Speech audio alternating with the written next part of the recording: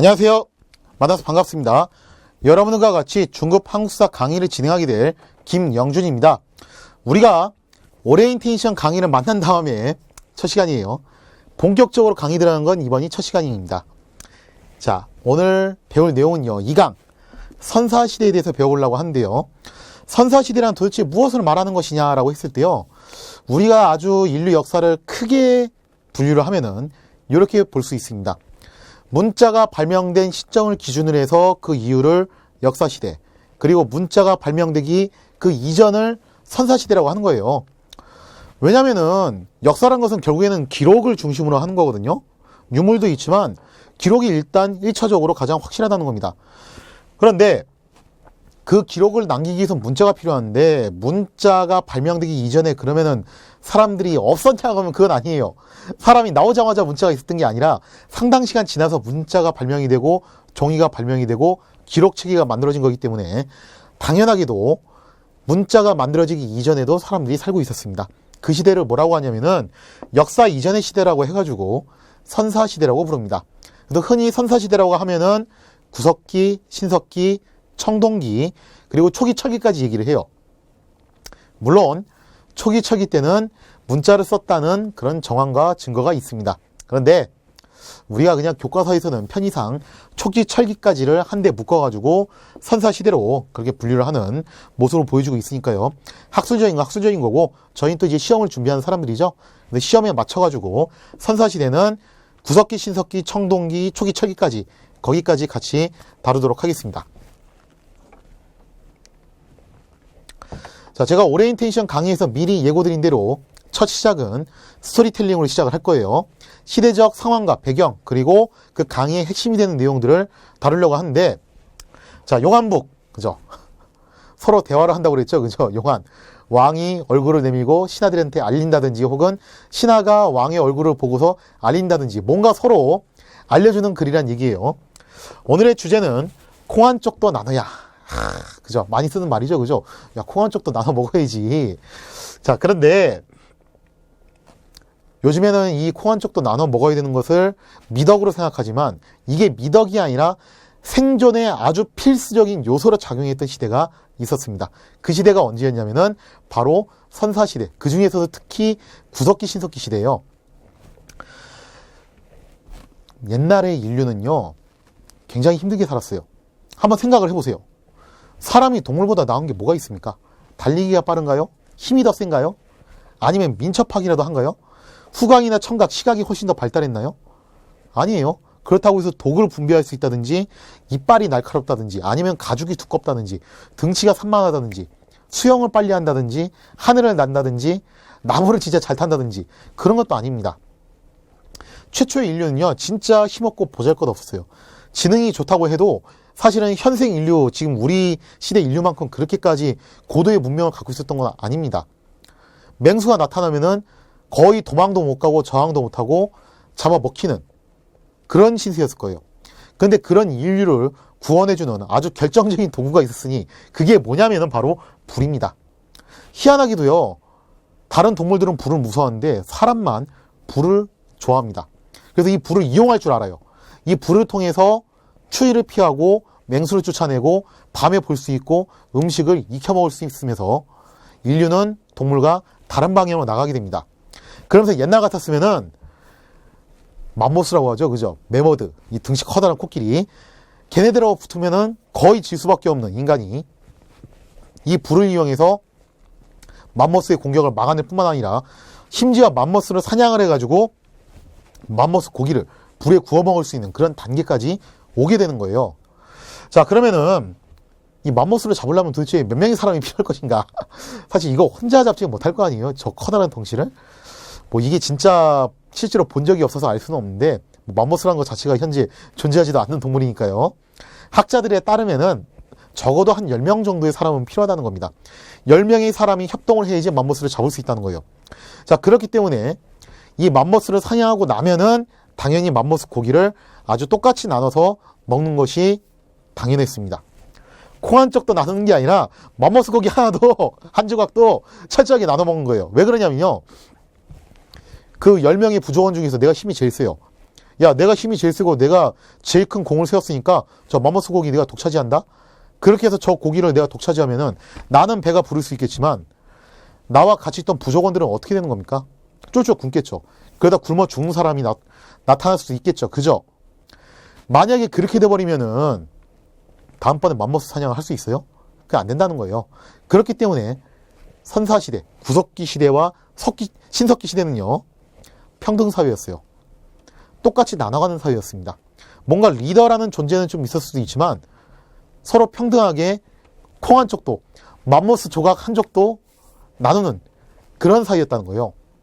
자, 그래서 이 용한북에서도 보면은 맘모스 사냥한 거, 이거를 서로 사이좋게 나눠 먹자는 그런 대화가 나오죠.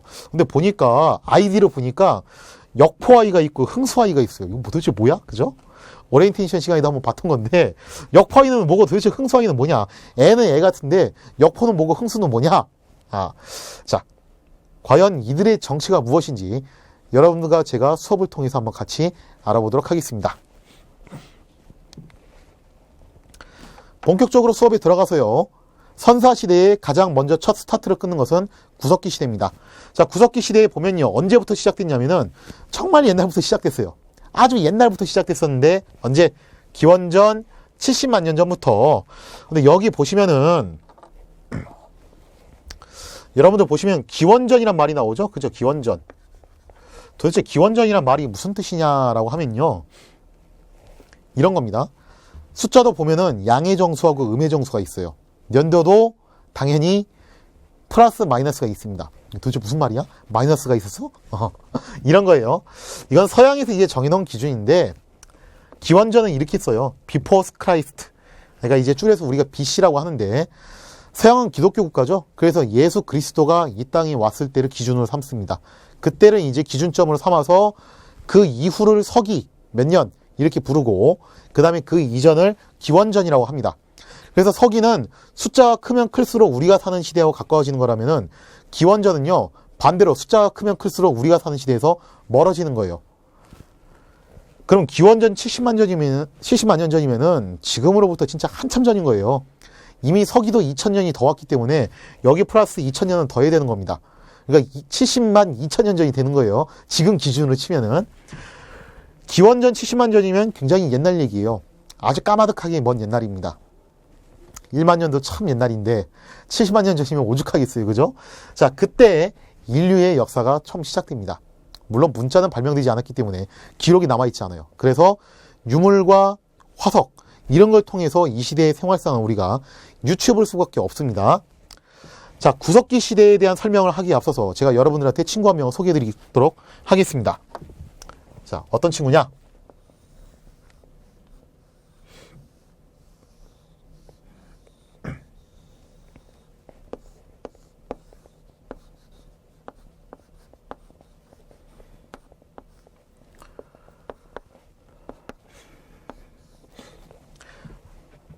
옛날에 어떤 원신이 하나 살고 있었어요. 제가 그림을 그렇게 썩 잘 그린 편은 아니에요. 특히 사람 그림 잘 못 그려놔. 대충 그냥 봐주시고. 자, 이 친구 이름을 뭐라고 할까요? 짱구라고 합시다. 네, 짱구. 옛날에 짱구라는 원신이 살고 있었어요. 딱 보니까 짱구가 할 줄 아는 게 뭐예요, 지금? 딱 봐도 할 줄 아는 게 별로 없어 보이죠, 그죠?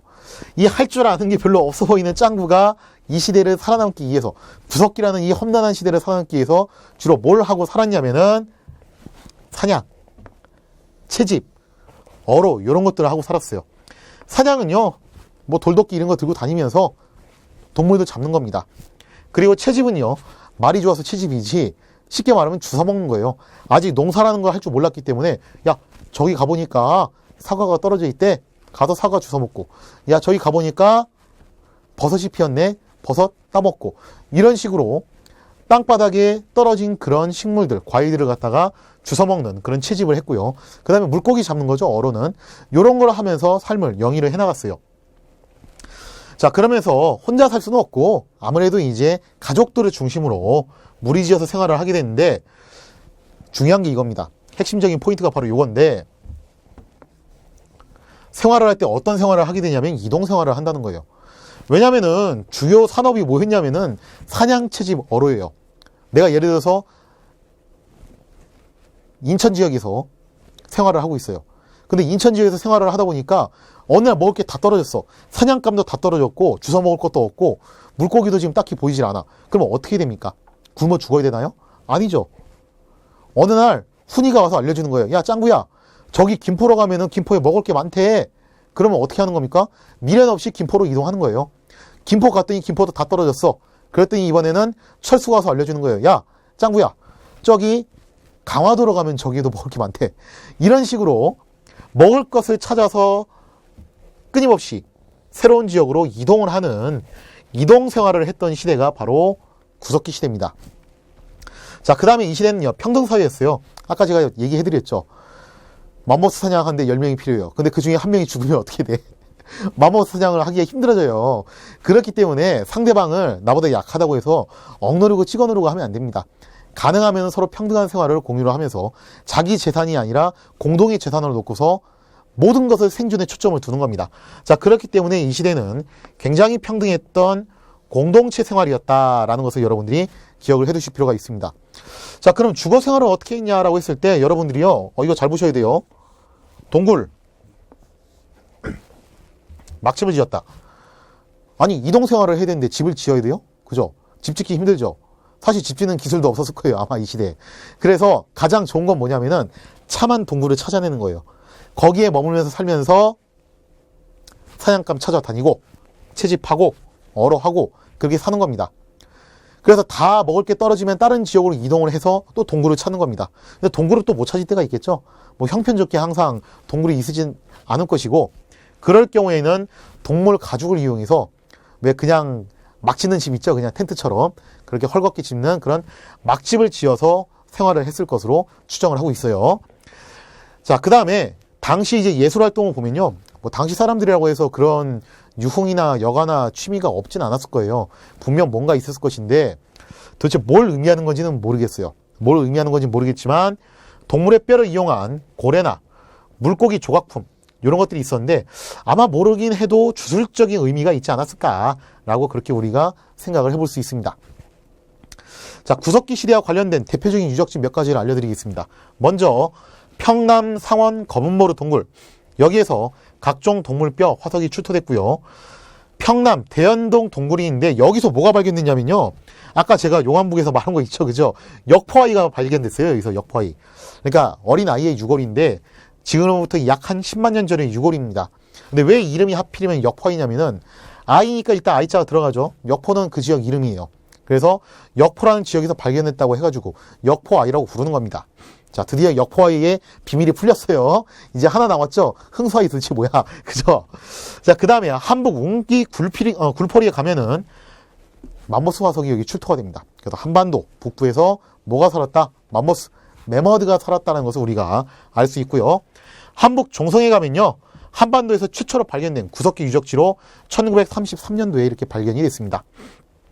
여기 이제 다 북한 쪽에 있는 것이고, 그럼 남한 쪽에는 주요 유적지가 무엇인가? 사실 뭐 북한 쪽은 우리가 갈 수가 없기 때문에 시험 문제는 주로 어디에 초점을 많이 잡냐면은 남한 쪽에 초점을 많이 잡습니다. 자, 그래서 이쪽을 알아두셔야 되는데, 일단 중요한 게 어디냐면요, 연천 전곡리예요. 여기에서 아슐리안 주먹도끼가 출토됐는데 이게 굉장히 중요해요. 이건 제가 이따 유물 사진 보여드리면서 그 중요성에 대해서 설명을 해드릴게요. 일단 연천 전곡리 꼭 기억해 두시고, 그 다음에 공주 석장리, 여기가 남한에서 최초로 발견된 구석기 유적지입니다. 항상 최초란 말이 들어가면은 아시죠, 그죠? 중요하다는 거. 자, 그 다음에 청원 두루봉 동굴, 여기도 굉장히 중요한데 여기 왜 중요하냐면요, 여기서 바로 흥수아이가 출토가 됩니다. 자, 드디어 나왔어요, 흥수아이. 흥수아이 역시 어린아이의 유골이에요. 어린아이의 유골인데, 그리고 역포아이는 역포란 지역에서 발견됐으니까 그렇다고 치자. 흥수아이는 왜 흥수아이야? 흥수란 지역에서 발견됐나? 가 아니라, 당시 이제 청원 두루봉 이 일대를 갖다가 방문을 했던 박흥수라는 분이 우연찮게 발견을 했습니다. 그래서 발견하신 분의 이름을 따서 이렇게 흥수아이라고 부르게 됐어요. 근데 이 흥수아이가 발견됐을 때 굉장히 참 재밌는 게 있어요. 이 유골이 어디서 발견됐냐면은 굉장히 평평한 돌에서 발견이 됐습니다.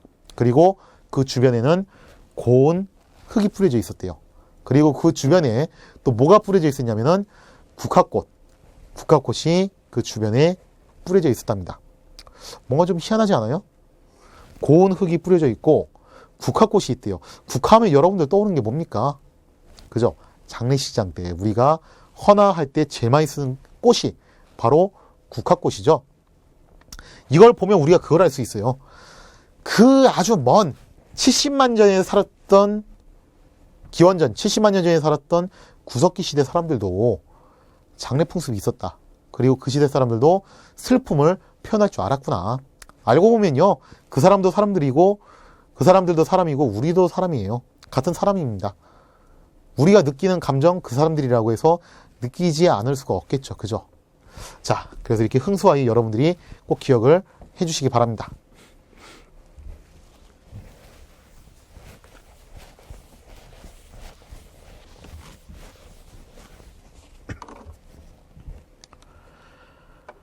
구석기 시대의 도구 몇 가지를 좀 설명해 드릴게요.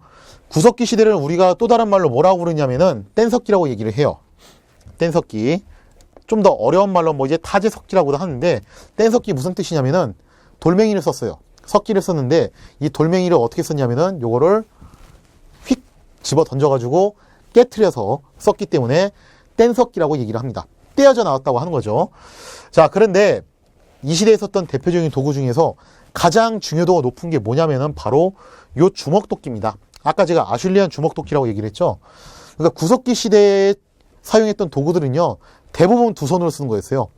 두 손은 이렇게 찍는 방식인데, 이 아슐리안 주먹도끼는요, 한 손에 착 감기는 겁니다. 그래서 나머지 한 손이 자유로워요. 굉장히 정교하게 만든 구석기 시대의 최첨단 도구였어요. 근데 이게 왜 중요하냐면요, 사실 이 아슐리안 주먹도끼는요, 서양에서만 발견됐어요. 동양에서는 한 번도 발견된 적이 없었습니다.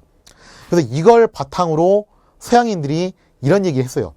우리 백인들은 옛날 선사시대부터 이런 최첨단의 기술을 쓰고 있었다. 너네 동양인들은 그런 거 없지 않았냐? 이게 백인이 동양인보다 처음부터 우월했다는 증거가 아니겠냐? 라고 했는데, 세상에, 오 마이 갓, 이게 어디서 그렇게 많이 발견됐냐면은 우리나라 연천 전곡리에서 발견이 됩니다. 그것도 발견된 과정도 참 희한해요.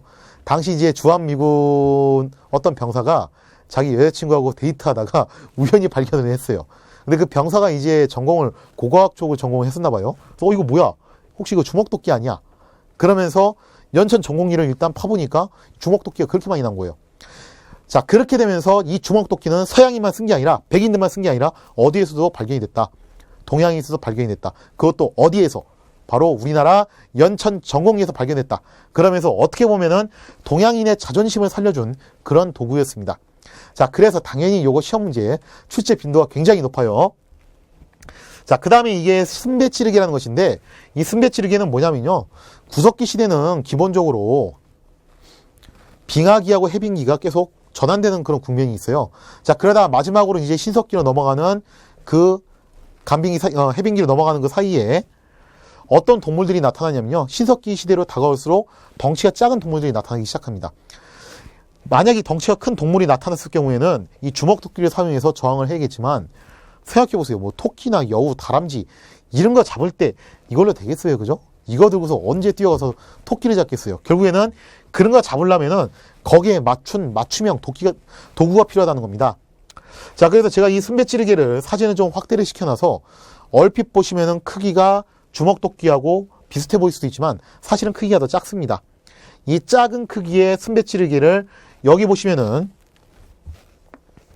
이걸 이제 격치라고 부르는데, 이 부분에 막대기를 연결해서 묶어놓고 뭔가 작살이나 창, 그렇게 촉처럼 만들어서 작은 동물을 사냥한다든지 혹은 채집을 한다든지 하는 방식으로 쓰던 도구였다. 구석기 시대가 거의 끝나갈 무렵 중석기라고 얘기를 해요. 구석기와 신석기 사이에 있다고 해가지고 그 중석기 시대에 주로 사용됐던 것이 바로 승배찌르기라는 도구입니다. 자, 그 다음에 여기 있는 찢개, 밀개, 긁개는요, 뭐 다 그냥 비슷비슷한 도구입니다. 나무를 갖다가 찢거나 혹은 동물의 가죽을 벗기거나 하는 등의 용도로 사용됐던 도구들이다. 그래서 찍밀, 긁이에요. 찍밀, 긁. 이 세 가지가 나오면 어느 시대 도구다. 전부 구석기 시대의 도구다 라는 것을 여러분들이 기억을 해주시기 바랍니다. 근데 구석기 시대에서는요, 제일 출제 비중이 높은 건 뭐니 해도 얘입니다. 주먹도끼. 왜 비중이 크다? 바로 동양인의 자존심을 살려준 그런 도구였기 때문에 비중이 클 수밖에 없다.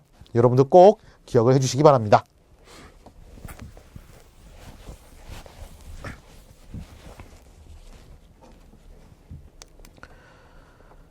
자, 이제 시대가 흘러서 신석기 시대로 넘어가겠습니다. 신석기 시대는요, 지금으로부터 약 1만 년 전, 그러니까 기원전 기준으로 보면은 8000년 경부터 보고 있습니다. 우리나라 신석기는 한 이때부터 시작됐다라고 보고 있는데, 이 짱구가요, 똑똑해졌어요, 드디어. 짱구가 똑똑해졌습니다. 어떻게 똑똑해졌냐면은, 어느 날, 너무 배가 고픈 나머지 사과를 딱 주웠는데, 그 사과를 통째로 다 먹었어요. 통째로 다 먹었으니까 뭐가 나왔을까요? 떡이 나온 다음에 그 떡에 뭐도 같이 나오냐면은 씨앗도 같이 나오겠죠. 그죠? 그리고 자기는 별 생각 없이 갔을 거예요. 근데 시간이 지나니까 여기서 뭐가 나온 겁니까? 거름하고 같이 이제 묻어져서 나왔으니 씨앗이 나무가 되고 그 나무에서 열매가 맺히는 거죠. 처음에는 눈치를 못 챘는데 짱구가 어느 날 이거 눈치를 챈 거예요. 이거 뭐야? 씨앗을 은가하고 같이 땅에다 묻어 놓으니까 뭐가 나왔네? 나무가 나왔고 나무에서 열매가 맺히네? 그러면 내가 사과나무를 찾아서 다닐 게 아니라 어떻게 하면 되겠구나. 그냥 사과를 심으면 되겠구나 라고 드디어 깨달음을 얻어요. 유레카. 그죠? 이거 아는데 한 70만 년 걸렸어. 와, 진짜. 우리는 그냥 유치원 때부터 배우는 것을 당시 사람들은 70만 년 동안 시행착오와 그 고생을 하면서 알아낸 거예요. 자, 그러면서 뭐가 시작되냐면은 인류 역사상 최초로 드디어 농경이 시작됩니다. 최초로 농경이 시작되었다. 그런데 여러분들 오해하시면 안 돼요. 잡곡이 중심입니다. 잡곡. 왜냐면요, 아직 벼농사는 안 됐어요. 벼농사를 지으려면 좀 더 기술이 필요합니다. 그래서 주로 조나 수수 이런 종류의 잡곡 농사만 아직은 가능했다라는 거 좀 기억을 해두시고요. 자, 이제 발상의 전환이 또 일어납니다. 그러면 농사만 지을 게 아니라 뭐도 하자. 동물도 잡으러 가는 게 아니라 동물을 잡아다가 기르면 되지 않겠냐라고 하면서 목축이 시작되는데 뭐 개, 돼지 등 가축이 이제 드디어 사육되기 시작해요. 자, 그러나 그렇다고 해서 뭐 사냥 안 하는 거 아닙니다. 여전히 사냥은 해요. 이것만 가지고는 아주 배부르게 살 수가 없기 때문에 같이 병행을 하면서 사냥이나 채집, 어로 등은 여전히 존재를 합니다. 자, 그 다음에 사회를 놓고 보시면요. 생각해보세요. 이제 농사를 짓기 시작했어요. 근데 옛날에 구석기대 하던 방식대로 내가 농사 지은 거 놔두고서 다른 지역으로 이동을 하면 돼요? 안 돼요? 그러면 안 되겠죠. 그죠? 이제 농사를 지었기 때문에 드디어 어떤 생활을 해야 되냐면은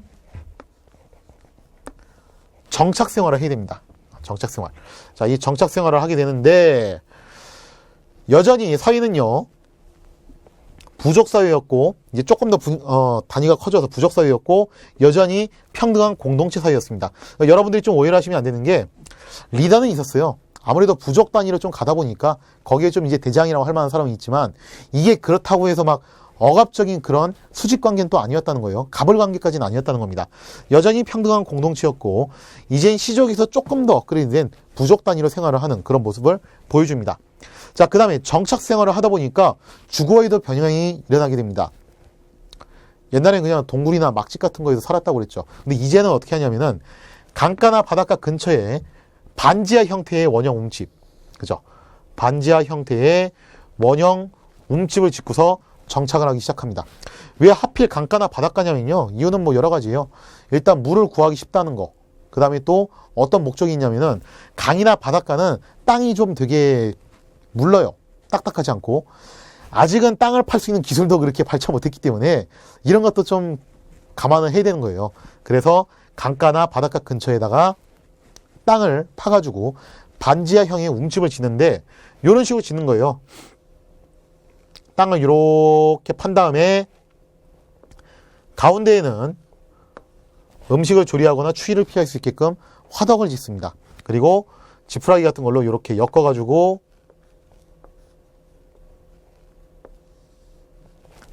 지붕을 얻는 거죠.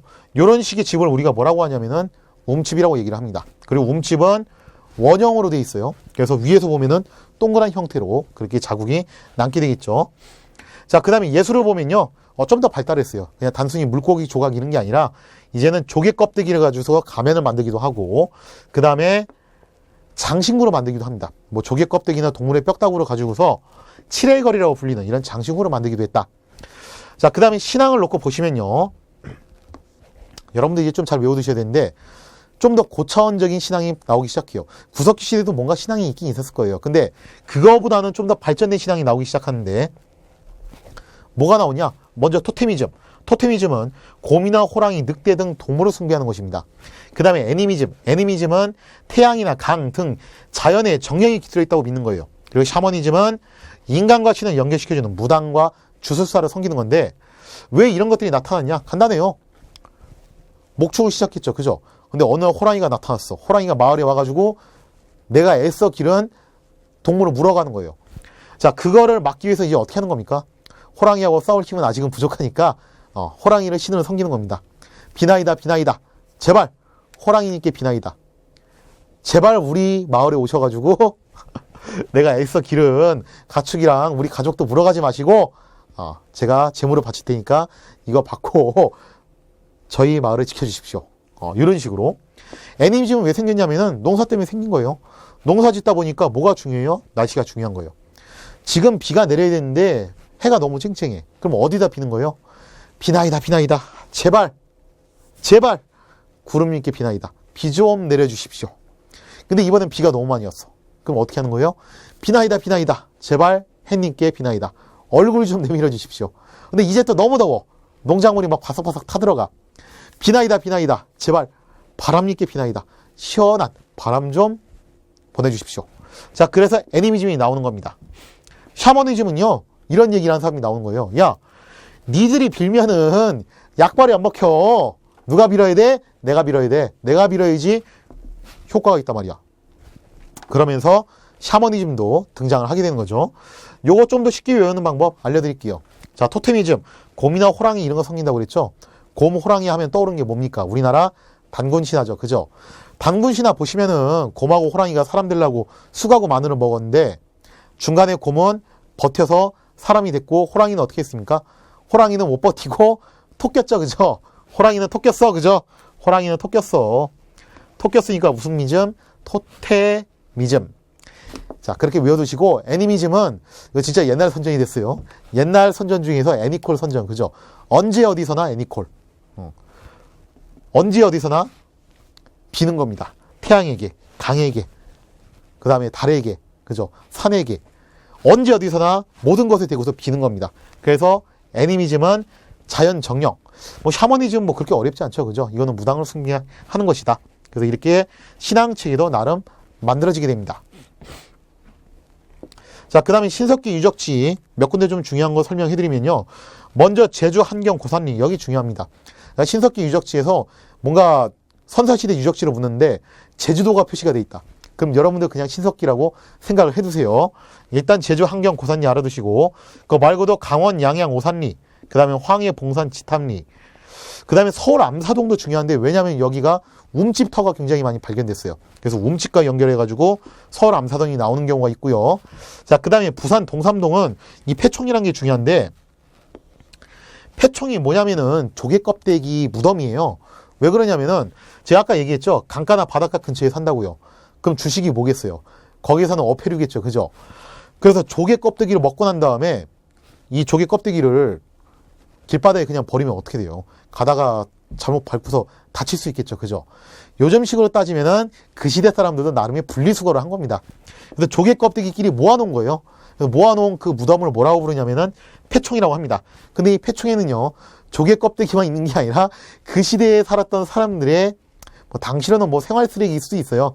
그런 유물들이 같이 섞여 있습니다. 특히 신석기를 상징하는 빗살무늬 토기도 여기서 발견이 돼요. 자, 그래서 여러분들이 이 패총이라는 것을 꼭 기억을 해두시기 바랍니다.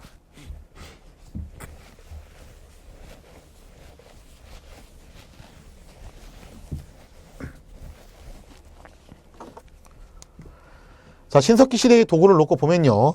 우리가 신석기를 또 다르게 뭐라고 얘기를 하냐면은 간석기라고 얘기를 해요. 그러니까 돌멩이를 이제는 갈아가지고 좀 더 정교하게 만든다는 겁니다. 그걸 좀 어려운 말로 이제 또 마제석기라고도 하는데 일단 간석기라는 용어로 여러분들이 알아두시고요. 자, 신석기 시대의 도구로 보면 먼저 갈판과 갈돌이 있어요.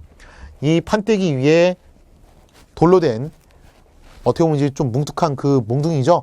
이걸 가지고서 곡식이나 야채를 갖다가 가는 그런 역할을 하고요. 그 다음에 농경 불치고 이건 뭐냐면요. 농사 지을 때 쓰는 건데 삽이에요. 여러분들이 생각하는 그 삽이 아니죠. 그죠? 아마 군대 가셔서 야전석 가지고서 땅 파보신 분들은 아실 거예요. 그 얼마나 힘든지. 근데 더 힘들었을 거예요. 삽자루도 없어 심지어. 쪼그리고 앉아서 돌멩이 들고서 땅을 이렇게 파는 겁니다. 얼마나 힘들겠어요. 그죠? 농사 지으려면 땅을 파야 되죠. 그래서 그때 썼던 삽이고, 요거는 가락바퀴인데요. 이 가락바퀴는 뭐 만들 때 쓰는 거냐면은 옷을 만들 때 쓰는 거예요. 원래는 이 가운데에 이 구멍에 막대기를 넣고, 그 다음에 주로 이제 삼을 많이 썼다고 하는데, 이 삼을 줄기를 좀 뽑아가지고 꼬아서 이 홈잡기에 넣고서 돌려서 쭉쭉 실처럼 뽑아낸다고 합니다. 가락바퀴는 뭐하고 관련있다? 옷하고 관련있다. 그러니까 여러분들 잘 생각하셔야 돼요. 신석기 시대 사람들이 옷 홀딱 벗고서 우가 우가 이러면서 다녔다? 그거 아니에요. 그거 아닙니다. 신석기 시대 사람들 분명히 옷 지어서 입었어요. 물론 지금처럼 세련된 옷은 아니었겠지만. 자, 그 다음에 아까 말씀드린 칠해거리, 그죠? 조개 껍데기 가면, 이런 가면도 만들고, 이 신석기 시대 하면 제일 중요한 게 무엇이냐? 구석기의 상징 뭐라고 그랬죠, 제가? 주먹도끼. 신석기의 상징은 바로 빗살무늬 톡입니다. 이게 제일 중요해요. 신석기 하면 빗살무늬입니다. 자, 토기가 나왔다는 것은 뭘 말하는 거냐면은 드디어 농사를 짓기 시작했다는 의미입니다. 음식이나 씨앗 종자를 저장하거나 혹은 음식을 조리할 때 사용되는 그릇이에요. 왜 빗살무늬냐면은 아마 화면에서 좀 잘 안 보실 수도 있지만 여러분들 그 교재에도 다 탑재가 되어 있으니까 한번 확인해 주시면요. 여기에 뭔가 빗살이 이렇게 그어져 있는 게 보이실 거예요. 빗살이 도대체 왜 그어져 있냐? 멋있으라고 무늬로 그은 것 같지는 않아요. 이게 아직 정설은 없는데 학자들이 이렇게 얘기를 해요. 당시 토기 제작 기술이 발달하지 못했기 때문에 토기를 굽다가 깨지는 현상을 방지하기 위해서 빗살을 그은 것이다. 그래서 청동기에 가면 이 빗살이 사라집니다. 그래서 이게 무늬가 아니라 그 깨짐을 방지하기 위한 현상이었기 때문에, 그 기법이었기 때문에 청동기로 넘어가면 굳이 빗살을 넣지 않아도 토기가 깨지지 않는 기술이 나왔기 때문에 청동기 시대의 토기는 빗살이 없다라고 얘기를 해요. 그러니까 여러분들 이거 특징을 알아두세요. 신석기 시대는 토기에 뭐가 그어져 있다? 빗살이 그어져 있다. 그 다음에 특징적인 게 뭐냐면은 바닥이 뾰족하게 생겼다는 겁니다. 뭐 물론 이제 학술적으로 보면은 신석기 시대 토기 중에서 바닥이 뾰족하지 않았던 게 있다라고도 하는데 그건 학술적인 얘기고, 저희는 시험이니까 간단하게 갈게요. 바닥이 뾰족하면 신석기, 바닥이 납작하면은 청동기, 이렇게 기억을 해 두십시오. 바닥이 뾰족한데 이거 땅에 어떻게 서요? 당연히 방법이 있죠. 그죠? 여기에다가 돌을 가지고서 이렇게 받치면 돼요. 그런 방법도 있고요. 제가 아까 말씀드렸죠. 강가나 바닷가를 왜 선호했냐면 거기는 땅이 무르기 때문에. 그래서 거기에다가 흙을 파놓고서 딱 박아놓는 방법도 있습니다. 방법은 참 여러 가지가 있어요. 자, 그 다음에 이게 신석기 시대의 움집인데요. 아까 제가 옆으로 자른 단면도로 보여드렸죠. 이번에는 위에서 보는 평면도예요. 모양이 어떻게 생겼다? 이렇게 동그랗게 생겼다. 그리고 가운데는 뭐가 있다? 불을 피워놓는 화덕이 이렇게 위치해 있었다 라는 사실을 여러분들이 기억을 해두시기 바랍니다. 참고로 요 움집의 그 구조는요, 그러니까 그 지형학적으로 봤을 때 배산임수에 위치를 하고 있어요. 주로 앞에는 강물이나 개천을 끼고 있고 뒤에는 산이 있습니다. 근데 그렇다고 해서 이게 풍수지리라고 생각하지 마세요. 아직 사람들이 풍수지리는 몰랐어. 풍수지리적인 명당을 찾는 게 아니라 그냥 좋은 지역 찾다 보니까 배산임수의 형태가 나왔다는 겁니다. 오해하지 마시고 그거는. 자.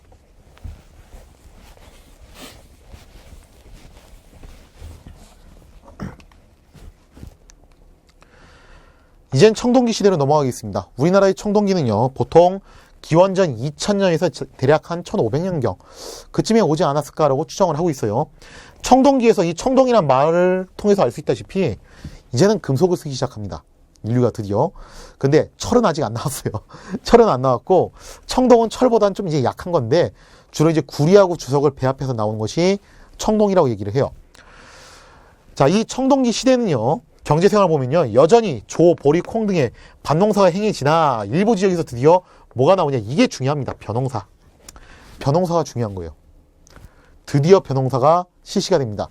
이 벼농사가 왜 중요하냐면요. 그 농사 짓는 분들이 그런 말씀을 하세요. 똑같은 평수에서 농사를 지어도요. 조나 수수 같은 그런 작곡보다 쌀이 훨씬 더 수확량이 많답니다. 그러면서 뭐가 나오냐면은 잉여 생산물이 나온다는 거예요. 잉여, 그죠? 잉여킹은 바로 벼농사. 자, 꼭 기억해 두시고. 잉여 생산물이 나온다는 것은 뭘 말하는 거냐면은 많이 번 사람은 부자가 되는 것이고 적게 번 사람은 가난해진다는 겁니다. 그러면서 뭘로 연결되냐면은 바로 계급 사회로 연결이 되더라. 그러면서 잉여 생산물로 인한 빈부격차가 발생하게 되고요. 계급이라는 것이 만들어지게 됩니다. 예를 들어 드릴게요. 짱구가 농사를 잘 지었어요. 농사를 잘 지어가지고 쌀을 100가마를 만들었다고 칩시다. 근데 짱구네 가족이 생활하는 데 필요한 것은 50가마면 돼요. 그럼 잉여 생산물이 몇 가마가 되는 거예요? 50가마가 되는 거예요. 근데 옆집에 사는 훈이가 농사를 망쳤어요. 훈이는 쌀을 20가마밖에 못 만들었습니다. 훈이네 가족이 1년을 살려면 50가마는 있어야 돼요. 그럼 훈이는 30가마가 더 필요한 거죠. 훈이가 어떻게 하겠어요? 짱구를 찾아오는 겁니다. 짱구야, 나 좀 살려줘. 진짜. 내가 이번에 농사 망쳐가지고 20가마밖에 없어. 나 가족들 이러다 굶어 죽게 생겼어. 30가마만 좀 빌려주라. 짱구는 50가마가 남죠. 사실 20가마 자기가 더 갖고 30가마 빌려줘도 상관이 없어요. 그죠? 근데 공짜로 빌려줄까요? 처음에는 뭐 좀 공짜로 빌려줄 수도 있어. 아직 그런 개념이 없으니까. 근데 시간이 지나면서 짱구가 이런 요구를 할 거예요. 아, 내가 오늘따라 좀 어깨가 좀 많이 뻐근하네? 그럼 훈이가 어떻게 하겠어요? 쪼로로 달려가서 막 어깨를 주물러주겠죠. 아, 오늘따라 내가 좀 심심하다? 그러면 훈이가 옆에서 뭐 해주겠어요? 재미있는 옛날 얘기 막 해주겠죠. 야, 우리 집에 화장실 변기가 막혔어. 이거 어떻게 하지? 와서 뚫어주겠죠. 자, 그러면서 계급이 이렇게 발생을 한다는 거예요. 이렇게 계급이 발생하면서 이제 뭐도 나타나냐면은 잘 나가는 사람들은 이런 얘기를 하는 겁니다. 선민사상. 야, 나는 니들하고 기본적으로 달라. 나는 누구의 아들이야? 나는 하늘의 아들이야. 그러니까 나는 니들하고 기본적으로 종자가 다르다니까. 뼈다구가 다르다니까. DNA가 달라. 내가 니들하고 다르다는 증거를 보여줄까? 자, 봐봐. 니들이 이거 할 줄 알아? 몰라? 할 줄 모르지. 한번 해봐봐. 할 줄 알아? 너 할 줄 알아? 너 할 줄 모르지? 할 줄 모르잖아. 야, 이게 내가 하늘의 아들이라는 증거라니까. 좀 유치한 개인기긴 하지만. 자, 이런 식으로 자기 스스로의 혈통이 특수하다고 주장하는 그런 사람들도 나타나기 시작합니다. 그리고 이것은 하나의 명분을 만들어내요. 무슨 명분? 내가 저 사람을 지배하고 정복할 수 있는 명분을 만들어냅니다. 그러면서 정복 전쟁이 굉장히 활발하게 발생을 합니다. 자, 그러면서 이제 주거 형태도 좀 이제 바뀌게 돼요. 주거 형태도 어떻게 바뀌게 되냐면은 반지하에서 이젠 지상으로 나오기 시작해요. 왜? 건축 기술이 발달했어요. 그러면서 지상으로 이젠 직사각형의 가옥이 나타나기 시작하는데 본격적으로 배산임수의 형태가 나타나기 시작한다. 자, 그 다음에 무덤의 경우에도요. 고인돌, 이게 굉장히 중요합니다. 고인돌이 가장 상징적인 건데 이따 이건 사진 보면서 설명드릴게요. 고인돌, 그 다음에 돌널 무덤, 그리고 돌무지 무덤, 이런 무덤들이 나오는데 사실 뭐 돌널 무덤은 뭐냐면요. 돌을 널파치처럼 이렇게 둘러가지고 만든 그런 무덤이고요. 돌무지 무덤은 돌을 이렇게 쌓아놔가지고 만든 무덤이에요.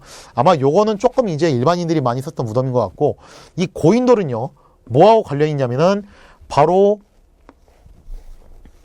요 계급사회, 그 중에서도 지배계급과 관련 있는 것으로 우리가 볼 수 있습니다. 이건 제가 이따 사진 보면서 한 번 더 설명드릴게요. 자, 관련된 유적지로는요, 부여 성공리, 그 다음에 의주 미송리, 그 다음에 여주 호남리, 울산 검단리 등이 있는데, 여러분들이 특히 기억해 두셔야 될 게 뭐냐면은 의주 미송리입니다. 이게 고급 시험 같은 경우는 부여 성공리도 상당히 중요해요. 고급 시험에서는 뭐도 나오냐면은 붉은 간토기가 나오는데, 그 붉은 간토기가 이 청동기 시대의 유물이거든요. 그 붉은 간토기가 어디서 나왔냐면은 부여 성공리에서 나왔어요. 그 다음에 의주 미송리는 좀 이따 사진으로 보여드리겠지만 여기서 미송리식 토기가 나왔습니다. 자, 그래서 청동기 시대의 상징적인 토기가 나온 지역들이기 때문에 이 지역들을 여러분들이 꼭 기억을 해두실 필요가 있습니다.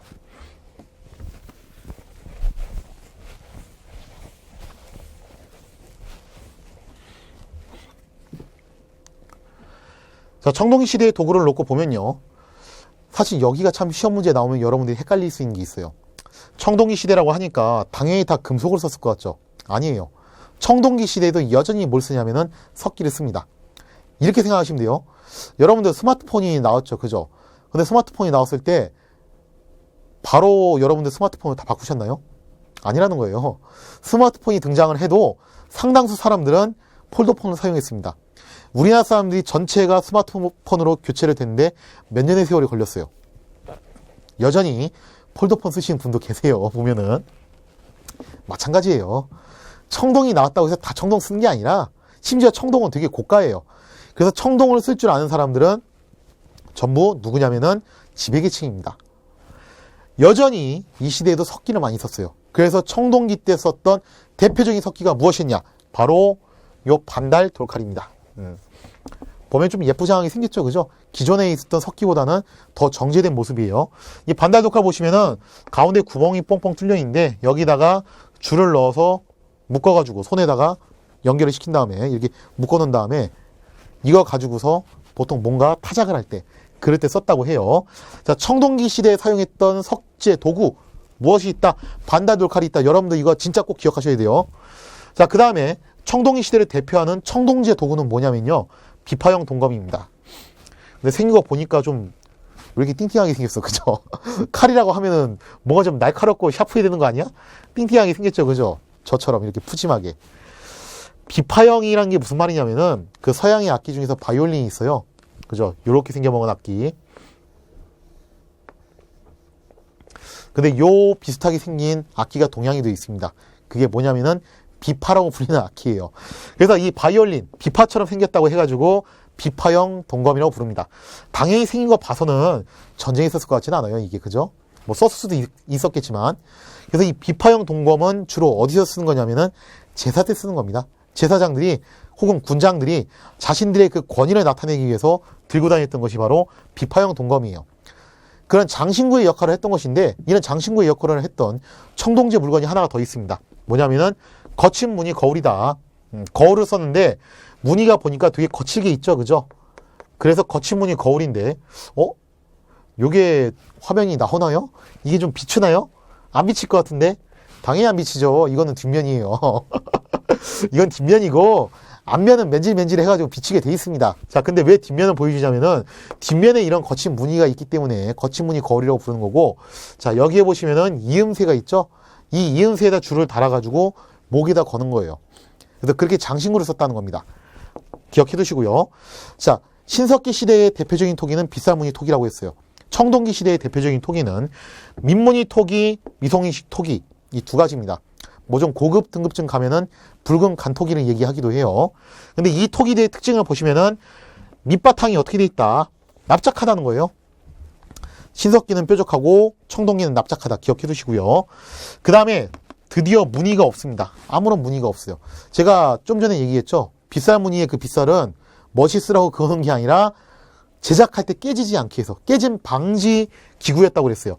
근데 이제 기술이 발전하면서 그거 굳이 하지 않아도 토기가 깨지지 않는 거예요. 자, 그래서 이게 민무늬 토기고, 의주 미송리에서 발견된 미송리식 토기 굉장히 중요한데, 보면은 양 옆에 손잡이가 있습니다. 이 손잡이가 있다는 것이 특징이다. 이 두 가지는 전부 청동기 시대를 대표하는 토기다. 기억해 두시고요. 자, 그 다음에 고인돌입니다. 고인돌도요, 사실은 크게 두 가지 유형이 있어요. 이게 일반적으로 여러분들이 알고 계시는 고인돌이에요. 근데 이거를 우리가 뭐라고 하냐면은 북방식 고인돌, 혹은 탁자처럼 생겼다고 해서 탁자식 고인돌이라고 합니다. 이 북방식 고인돌은요, 우리나라 강화도가 중심이에요. 거기를 기준으로 그 위쪽에서 주로 발견이 되고, 남방식 고인돌은 그 아래쪽에서 발견이 됩니다. 왜 그러냐면요, 고인돌은 일단 무덤이에요. 그리고 여기다가 시체를 안치를 하는 것인데, 북쪽은 그래도 좀 날씨가 추워요. 시체가 그렇게 빨리 썩지 않는데 남쪽은 또 시체가 빨리 썩잖아요. 그래서 이 기둥의 높이를 낮춰가지고 마치 바둑판처럼 그렇게 납작하게 만드는 형식이 남방식이고, 북방식은 이렇게 기둥이 높이는 형식이 바로 북방식입니다. 근데 생각을 해보세요. 이 고인돌을 만들 때 도대체 어떻게 만들까? 그죠? 기둥 세우는 건 뭐 그렇다고 쳐. 여기 위에 있는 이 돌을 갖다 얻는 건 도대체 어떻게 하는 것일까? 요거 진짜 미스테리하죠. 이 시대에 뭐 중장비가 있었던 것도 아니고, 그죠? 크레인이나 하다못해 조선시대에 거중기가 있었던 것도 아니고, 사람 키보다도 높은 곳에 있는 경우도 있는데, 그거 어떻게 올렸을까, 거기다가. 방식은 이렇게 한 겁니다. 자. 바닥이 이렇게 있으면은, 돌로 이렇게 기둥을 세워요. 뭐 사실 여기까지는 할 수 있어요. 그리고 난 다음에 이 위에다가 요걸 어떻게 얹는 거냐면은, 흙을 이렇게 채웁니다. 흙을. 쑥 채운 다음에, 통나무를 여기다가 깔아가지고 레이처럼 깔아서 이 돌을 밀어 올리는 거예요. 으이시아에서 밀어 올린 다음에 통나무 앞으로 대고, 또 으이시아에서 밀어 올린 다음에 통나무 앞으로 대고 해가지고 여기를 갖다 전부 다 올려놓고 나면은 나중에 이제 삽을 갖고 와서 아까 메꿔놨던 흙들을 전부 파는 겁니다. 그러면 요 모양이 나오는 거예요. 머리가 좋은 거는 맞긴 한데 이거 진짜 엄청난 노가다죠. 그죠? 노동력이 진짜 무지하게 많이 들어가요. 이 고인더 만들려면요, 그 크기에 따라서 다르긴 한데 적게는 몇백 명, 많게는 진짜 2, 3천 명도 필요했다고 그래요. 그러면은 이게 무덤이었다고 하는데 도대체 누구 무덤이었냐 이거예요. 이게 설마 저 같은 일반인 무덤은 아닐 거 아니에요. 그죠? 누구의 무덤이었겠냐? 이거 만들 정도면은 이거는 부족장이나 뭔가 진짜 돈이 엄청나게 많은 사람이거나 그런 사람이지 않았겠냐. 그래서 고인돌은 누구의 무덤? 바로 지배층의 무덤이다 라는 사실을 여러분들이 진짜 꼭 기억하셔야 돼요. 이 트레이드마크 다시 설명드리면은 구석기는 주먹도끼, 신석기는 비싼 무늬토기, 그리고 청동기는 바로 요 고인돌입니다. 자, 여기까지 유물 알아두시고,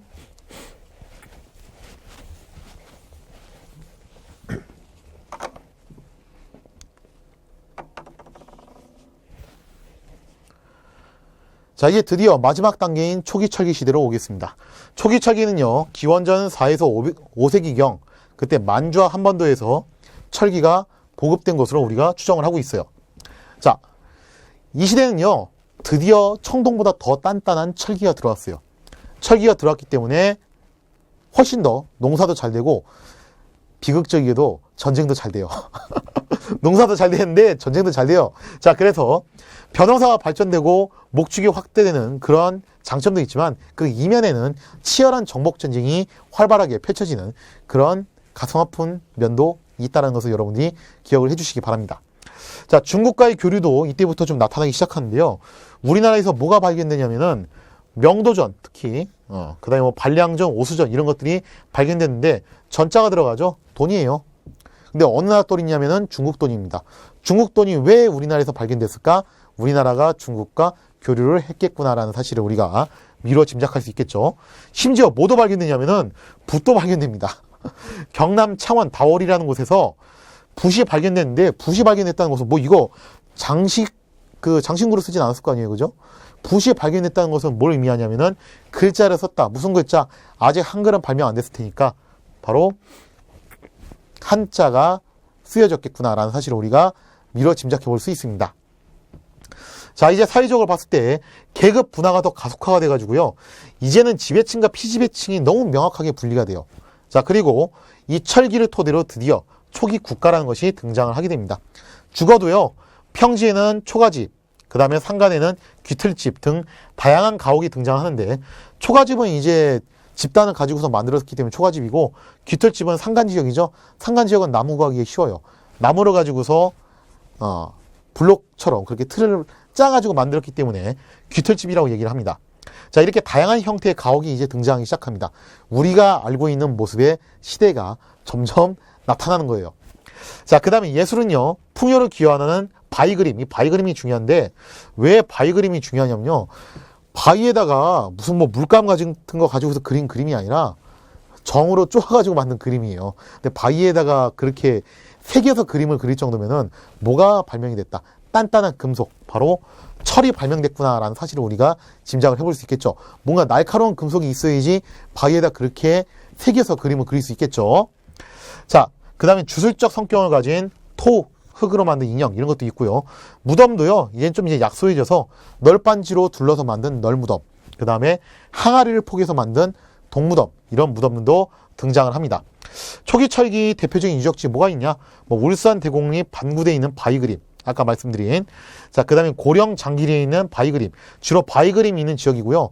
그 다음에 초기 철기에서 가장 중요한 지역은 어디냐면은 경남 창원 다호리입니다.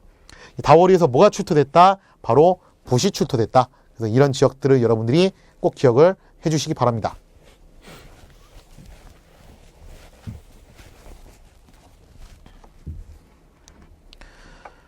자, 초기 철기 시대의 도구로 보면요. 일단 여러분들이 포인트로 잡아두셔야 될 게 뭐냐면은 독자적인 청동기가 만들어졌다는 거예요. 독자적인 청동기. 그러니까 이 청동기가 한반도에서만 발견되는 그런 형태의 청동기가 나오게 되는데 가장 대표적인 게 뭐가 있냐면 이 세형동검입니다. 비파형 동검은 뭐 만주나 이런 지역에서도 혹은 중국 산동이나 이런 지역에서도 발굴은데요. 근데 이 세형동검은 진짜 우리나라 스타일의 동검이 드디어 나와요. 그 띵띵했던 비파형 동검이 슬림하게 다이어트해서 만들어진 것이 바로 이 세형동검이다. 근데 이 세자가 무슨 세자냐면은 가늘 세자예요. 그래서 왜 우리가 그 낙지 중에서 세발낙지 있죠. 어릴 적에 그런 생각을 했어요. 세발낙지? 세발낙지는 발이 세 개라서 세발낙지인가? 근데 다리가 세 개면은 낙지가 아니잖아, 그게. 그죠? 왜 세발낙지냐면은 가늘 세자 쓰는 겁니다. 가느다란 다리를 가진 낙지다. 마찬가지예요. 세형동검도 가느다라는 얘기예요, 이게. 그 띵띵했던 비파형에서 슬림한 세형으로 이렇게 바뀌었다라는 사실을 기억해 두시고요. 그 다음에 거울도요. 아까 그 거친 무늬 거울이 있었죠, 청동기 시대에. 거기에 대비해서 무늬가 잔잔하게 나오는 잔무늬 거울이 있습니다. 그리고 독자적인 청동기를 만들기 위한 그런 틀, 거푸집도 이제 만들어지기 시작해요. 자, 그 다음에 동전 보시면요. 아까 이제 오수전, 반량전 얘기했죠. 명도전. 이게 명도전이라는 돈인데 제일 특이하게 생겼어요. 그 돈들 가운데서. 보시면은 이 뒤에 고리 구멍이 있는데 여기다가 줄을 넣어가지고 허리춤에 이렇게 짤랑짤랑 차고 다니는 겁니다. 근데 왜 이름이 명도전이냐면은 생긴 게 뭐처럼 생겼어요? 칼처럼 생겼죠. 그죠? 무슨 뭐 면도 칼처럼 생겼는데 칼처럼 생긴 돈이라고 해가지고 명도전이라고 부릅니다. 중국과의 교류를 상징적으로 보여주는 유물이라 할 수 있고요. 또 뭐가 있냐면 경남 창원 다오리에서 발굴된 붓이 있습니다. 이 붓을 통해서 우리가 중국과 교류를 했고 이때부터 문자, 특히 한자를 쓰기 시작했구나라는 사실을 알 수가 있겠죠. 자, 이렇게 해서 초기 철기 시대의 도구까지 설명을 모두 끝마쳐 봤습니다.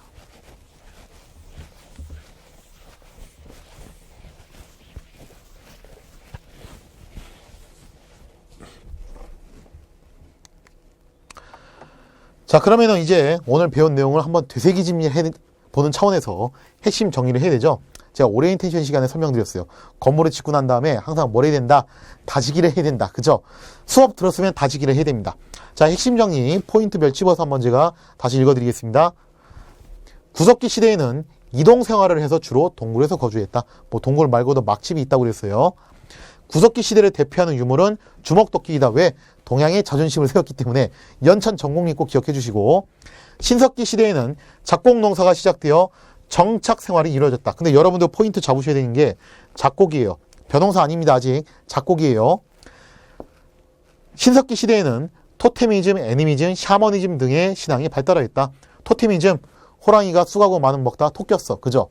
호랑이와 공 같은 동물을 섬기는 거. 애니미즘, 언제 어디서나 애니콜. 그죠? 산이고 강이고 달이고 태양이고 언제 어디서나 비는 겁니다. 애니미즘, 샤머니즘, 무당을 섬기는 거 기억해 두시고요. 청동기 시대에는 잉여 생산물로 인한 계급 분화가 발생하였다. 그 다음에 청동기 시대의 대표적인 무덤은 고인돌이다. 이 고인돌은 누구의 무덤? 지배층의 무덤이라고 했어요. 그 다음에 초기 철기 시대에는 중국과의 교류가 빈번하게 일어났는데 그 대표적인 증거가 무엇이냐? 명도전, 오수전, 반량전이라고 했습니다. 경남 창원 다오리에서 붓이 출토되었다. 우리나라 한반도에서도 뭐가 사용되었다? 문자. 구체적으로 말하면은 한자가 보급되어 사용되었구나라는 사실을 여러분들이 숙지를 해주시기 바랍니다.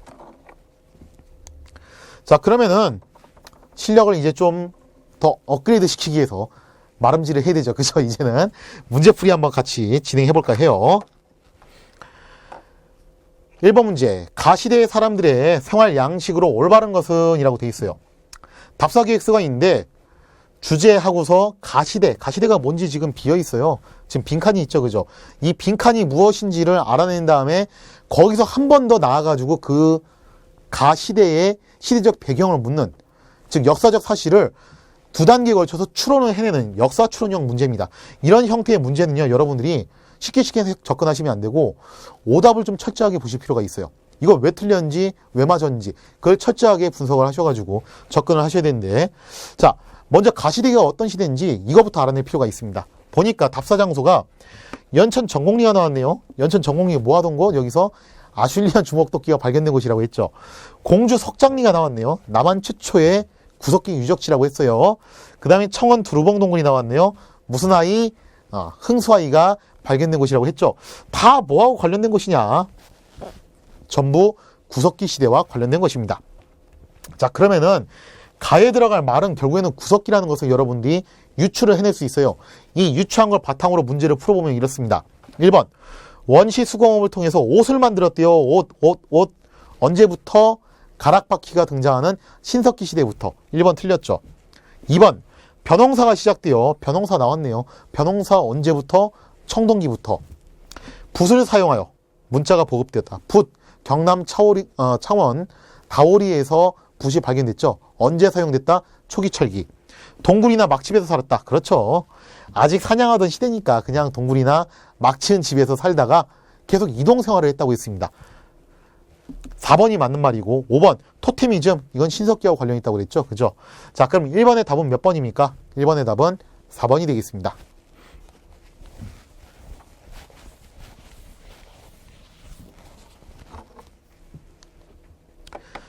자, 그 다음에 2번 문제. 다음 유물을 제작한 시대의 생활 모습으로 잘못된 것을 고르시오. 자, 유물이 나와 있고 이 유물을 통해서 그 시대적 생활 모습, 배경을 갖다가 고르는 문제인데, 이거는 어떤 유물을 놓고서 그 문화재를 탐구해서 푸는 문제, 즉 문화탐구 유형이 해당되겠습니다. 이런 형태의 문제는요, 여러분들이 유물 사진을 최대한 많이 보는 수밖에 없어요. 자, 보시면은 딱 봐도 뭡니까? 여러분들이 지금 수업 정확히 들으셨으면은 제가 트레이드마크 얘기했어요. 구석기 시대에는 주먹도끼, 신석기 시대는 빗살무늬 토기, 그 다음에 청동기 시대는 고인돌이다. 보니까 뭡니까? 빗살이 보이네요. 그죠? 밑에 바닥이 뾰족하네요. 뭔가 담을 수 있어요. 그죠? 토기네요. 무슨 토기? 빗살무늬 토기다. 그럼 요거는 빗살무늬 토기라는 거예요. 제작 시기로 보면 기원전 4000년경이라고 하는데, 신석기 시대가 언제부터 시작됐냐면은 기원전 8000년경부터 시작됐어요. 청동기 시대는 기원전 2000년경부터 시작됐습니다. 이 제작 시기를 놓고 보더라도 8000에서 2000 사이에 포함되는 4000년이니까 대략 신석기 시대구나 라는 사실을 우리가 파악할 수 있어요. 발견 장소 부산 동삼동 폐총, 제가 그 조개 껍데기 무덤 기억해 두시라고 했죠. 거기서 발견이 됐고, 용도는 음식을 저장하거나 조리하는 용도로 사용되었다. 그럼 요거는 빗살무늬 톡이고, 이게 빗살무늬 톡인지 혹시 모른다 하시더라도 요 내용들을 놓고 봤을 때 요거는 신석기 시대를 말하는 거구나 라는 것을 여러분들이 파악할 수 있어야 됩니다.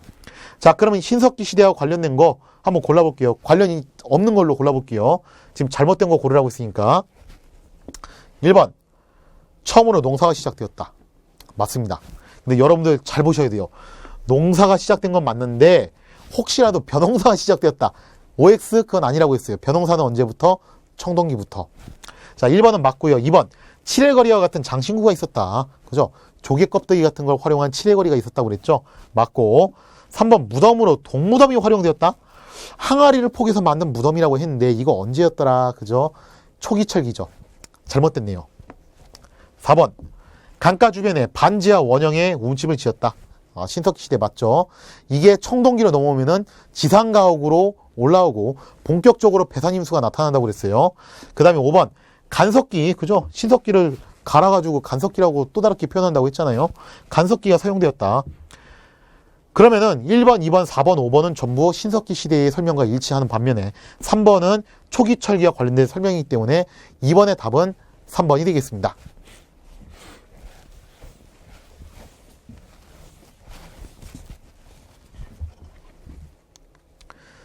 자, 그 다음에 3번 문제.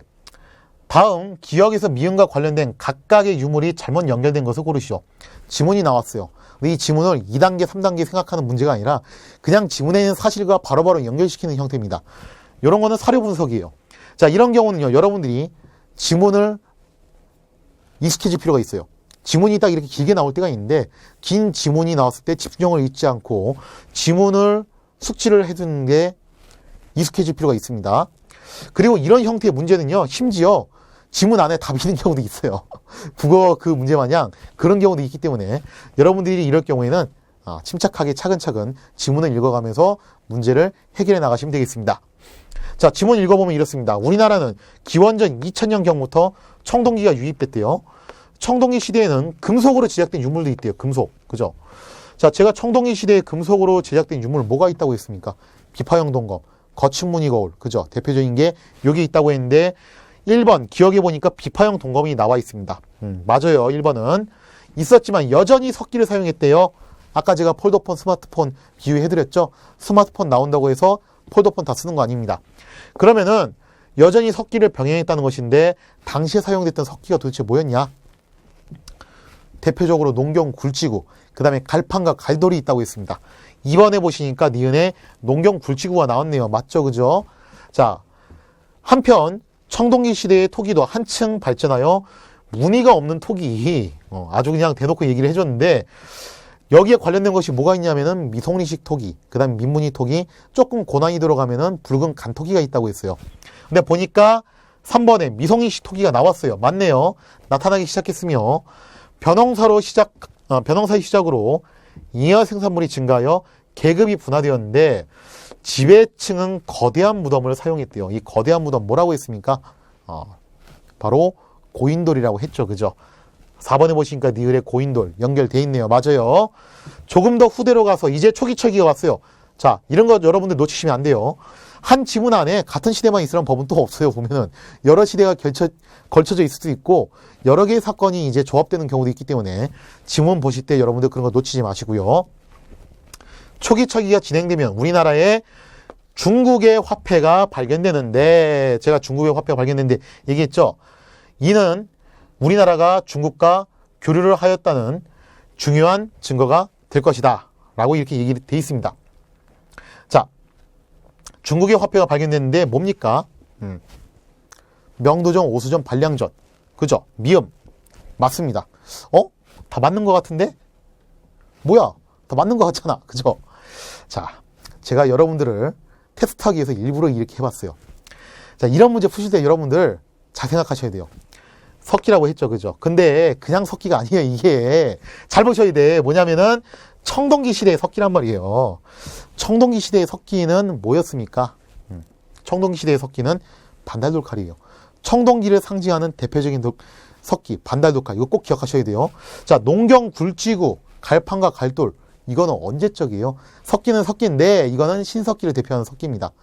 토기도 마찬가지예요. 청동기를 대표하는 토기인지 신석기를 대표하는 토기인지 꼭 기억하셔야 됩니다. 동검하고 그 다음에 거울도 마찬가지예요. 초기철기인지 청동기인지 여러분들 이거 꼭 구분하셔야 돼요. 혹시 여러분들이 이 부분을 정확하게 구분한지 안 한지 제가 테스트 해보기 위해서 일부러 엉뚱하게 한번 얘기를 해봤어요. 자, 다시 정리해드리면은 석기는 석기인데 언제적 석기다? 청동기 시절의 석기입니다. 그러면은 청동기 시절에 사용한 대표적인 석기 뭐 있습니까? 바로 반달돌칼이 있습니다. 그럼 2번에 농경 굴지구는 틀린 말이에요. 왜? 이거는 청동기 시절의 석기가 아니라 신석기 시절을 대표하는 석기이기 때문에 농경 굴지구나 갈판과 갈돌은 신석기 시대에 해당하고요. 청동기 시절을 대표하는 석기는 뭐가 있습니까? 바로 반달돌칼이 있죠. 그럼 2번에 연결되는 것은 뭐냐면은 반달돌칼입니다. 따라서 3번의 답은 2번이 되겠습니다.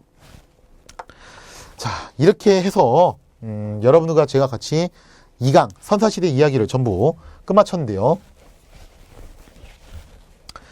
다음 시간에 저와 같이 배울 내용은 뭐냐면요. 제 3강 고조선과 초기 국가에 대한 이야기를 한번 다뤄보도록 하겠습니다. 우리나라 드디어 최초의 국가인 고조선이 들어섭니다. 근데 그 고조선이 안타깝게도 또 멸망을 하게 되죠. 모든 나라는 다 마찬가지예요. 건국이 있으면은 결국 멸망이 있습니다. 그 멸망한 다음에 그 뒤를 이어서 한반도에는 또 여러 개의 초기 국가들이 등장을 하게 됩니다. 자, 다음 시간에는요, 우리나라 최초의 국가인 고조선과 그 뒤를 이어서 나타냈던 부여, 고구려, 옥조, 동해, 삼한과 같은 초기철기 시대의 여러 국가들, 그 나라들의 성장 모습, 그리고 나아가서 가야까지 다뤄볼 거예요. 자, 이렇게 다음 시간에 여러 나라들의 모습에 대해서 한번 같이 살펴보는 시간을 갖도록 하겠습니다. 이 시간 강의 대단히 고생하셨습니다. 감사합니다.